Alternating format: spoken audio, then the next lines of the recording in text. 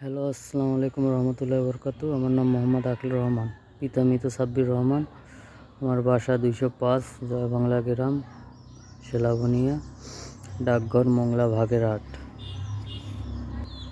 আমার প্রস্রাবে ইনফেকশন হয়েছে এবং একটা কিডনি নষ্ট হয়ে গেছে, আর একটা কিডনি আস্তে আস্তে নষ্ট হয়ে যাচ্ছে। ভাই, আমি অনেকটা জটিল রোগে আক্রান্ত হয়ে পড়ে রয়েছি।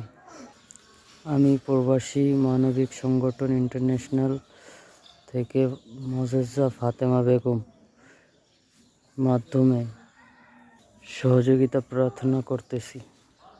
দয়া করে আমাকে সবাই সহযোগিতা করুন। আমি অনেকটা অসুস্থ, অর্থনৈতিক দিয়ে দুর্বল, আমার আয় ইনকাম নাই ভাই।